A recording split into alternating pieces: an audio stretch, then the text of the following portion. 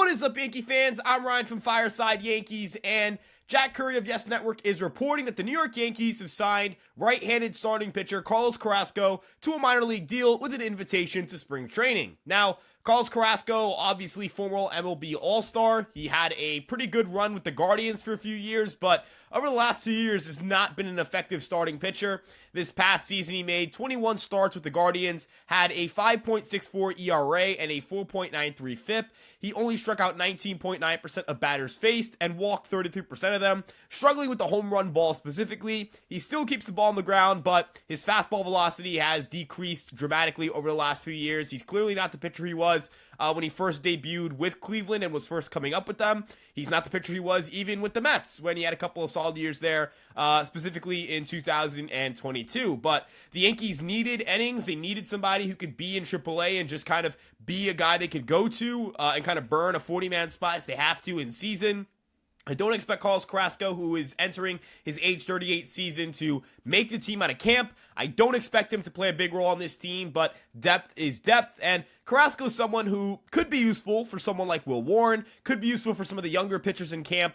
I think that having someone who's a veteran around in spring training is always a good thing. I will never say no to extra pitching depth, and more importantly, it's a minor league deal. The Yankees are not going to stop doing anything because they acquired Carrasco. And it's a move that's more so the name than the player itself at this point. And the magnitude of this move is, again, relatively minor. But the reason we're talking about him is, again, it's Carlos Carrasco. And just generally speaking, we haven't had a lot of news for the Yankees. So this is something new. It's something for us to talk about. And let's get started talking a little bit about the pitch mix. Now, last year, he used his four-seam fastball 25.8% of the time, his slider 24.3% of the time, his changeup 23.3% of the time, and his sinker 16.5% of the time. He featured some curveballs and sweepers, with the sweeper being a pitch that I would like to see have the use of that pitch increased. It's a pitch that was really good for him down the stretch. It generates a lot of good lateral movement, and it seems to be a better alternative than his current slider, which hasn't necessarily been a very effective pitch for him. And I'd also like to throw in here that I think his sinker might be a more productive pitch for him to throw as a primary weapon than his four-seam fastball. Carrasco has reached a point in his career where he needs to be throwing his fastball as little as possible. His fastball usage needs to decline more and more and more, and needs to increase the usage of his secondary pitches. Another thing he could do is potentially add something of a cutter. He does do a pretty good job of spinning the ball laterally in both directions, so I wonder if that's on the table, but ultimately, if I'm the Yankees, if I'm Carlos Carrasco, my goal here is to just try and throw as much junk as humanly possible. Even if that walk rate ends up being high, which it has been in some years, and even in his best years, he's had some pretty high walk rates, like in 2020, I'll live with it, because if you're a pitcher who's trying to avoid damage contact, you've got to sacrifice. You got to give to get sometimes. I think when you look at skill sets, when you look at progression, it's all a seesaw, right? It's trying to, for lack of better terms, improve one skill at the cost of another. If you want to throw harder, you maybe sacrifice command or durability. If you want to swing harder and hit for more power, you might sacrifice zone contact or the ability to make contact or swing decisions. And the inverse is true as well. If Carlos Carrasco wants to get outs at the big league level, he's going to have to be comfortable not throwing as many strikes. He was in the 59th percentile walk rate, meaning that he was better than the league average at not walking batters, but he got hit incredibly hard with a 384 expected weighted on base average on contact. Expected weighted on base average on contact, aka ex-Wilbekin, is basically just a damage metric evaluator. How hard are you getting hit? And then we can also just measure a more simple metric like home runs per nine. 1.65 home runs per nine this year, that's not going to cut it. That number has to come down in order for him to have success at the big league level. But again, this is an opportunity for him to get reps in AAA, still be in pro ball, still try to get the ball rolling and figure something out at the pro level. And the Yankees are one of the best pitching development organizations you could possibly go to. He still, again, has that good changeup. That's a pitch that's always going to be there for him. He still has a solid slider. I'm pretty happy overall with, making an addition that gives you another starting pitcher and just gives you more AAA depth. And when you start looking at that AAA depth chart, you start realizing why the Yankees even brought in Carrasco, despite him not being a high upside guy. If you look at their non-projected starters, the guys who are not in the rotation projected or that starting five, you've got Marcus Stroman, who we're looking to trade, Will Warren, JT Brubacher, And, like Clayton Beater's more of a reliever. The Yankees push him into a reliever role. I'd be stunned if they tried to, backtrack on that and make him a starter again. Yoendrys Gomez is out of minor league options. I doubt he even makes the team. So if he doesn't make the team, he has to end up getting traded or cut. So there's that. And then, you look at the minor league depths. You have Chase Hampton coming back from injury. I don't think the Yankees are going to want to push him to the big leagues as soon as camp breaks. I don't think Cam Schlittler is going to start the year in AAA. I don't believe Brock Selvage is going to start the year in AAA. None of their draft guys are going to start the year in AAA.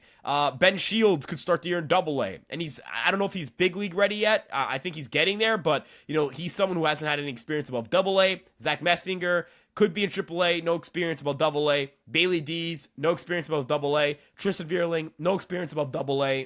Edgar Barclay has been Rule 5 eligible for the last 2 seasons. He had a 5.98 ERA and a 6.26 FIP in AAA. Again, I doubt the Yankees make that their SP8 or SP9. Kyle Carr is not at that point. Brendan Beck's not at that point, nor is he healthy. I mean, there's just not enough upper level minor league pitching depth to fill in or supplement a rotation spot if an emergency happens. And another thing that's useful is that you don't want to burn options because you can only send up and send down a guy so many times with the new CBA. It's not tied to the minor league options you'll see on Fangraphs or whatever it may be. But you only get a set amount of promotions and demotions for a said player. And if you want Will Warren to come up to make a spot start, you may think twice about that, right? What if he's struggling in AAA? Do you want to bring him up, just send him down? What if he's doing really well and you want to kind of wait until you have like a longer, more sustained injury instead of like a one-off thing? What if you just need another long reliever and someone like Carrasco can come up and fill out a roster spot? Because you can bring up Carrasco, cut him, and you're not really going to lose much in that regard. You might burn through that spot, but perhaps at that point in the season, someone like a Chase Hampton, like a Ben Shields, has graduated into that role. It's just important to have pitching depth. You never poo-poo on getting more pitching depth. You never poo-poo on getting pitching depth that doesn't occupy a 40-man spot, and you definitely don't poo-poo on pitching depth that doesn't cost anything towards the luxury tax. So again, I'm just saying, if you're upset about this, there are way more, there's just no reason to be upset about it. It's irrational to be upset about something that doesn't affect the ability to make your team better and may not have any bearing on your season outside of just being positioned to have more depth, being in a position where injuries can happen and you don't have to rush prospects up, being in a position where you can protect some of your younger guys, and again, being in a position where you bring in just another good veteran to be around the young starters. I'm sure Carlos Carrasco will be great for a lot of those young guys. Even a guy like a Luis Heel, a guy like a Clark Schmidt, who's still trying to learn. Even guys, maybe you can pick his brain. Maybe Garrett Cole can pick his brain. Something like that. He's got one of the best changeups in baseball. He's always had one of the best changeups in baseball. It's not as good nowadays. I should have used a past tense kind of. I should have mentioned that in the past tense, but he's always done a great job of throwing a great changeup. And that's a weapon that a lot of guys in this pitching staff would like to add. So you never know how a veteran could be useful. You never know how a veteran can influence a young player. And you never know how a veteran could be useful in, the middle of June when you just need one start and you need someone to come up and just eat the innings and save your bullpen a little bit. So I'm not mad at this. I think it makes a lot of sense. I think given their needs, it makes sense. It's a minor move. It's nothing to get worked up over. So there's that. If you guys enjoyed today's video, make sure you like, comment, subscribe, turn on the notification bell, and check out Fireside Yankees on all of your favorite social media platforms. And of course, you guys can check us out on EmpireSportsMedia.com. Links are all in the description for everything. I'm Ryan from Fireside Yankees. You can follow me at Ryan Garcia ESM. And we'll see you guys in the next one. Peace out, everybody. Love you all.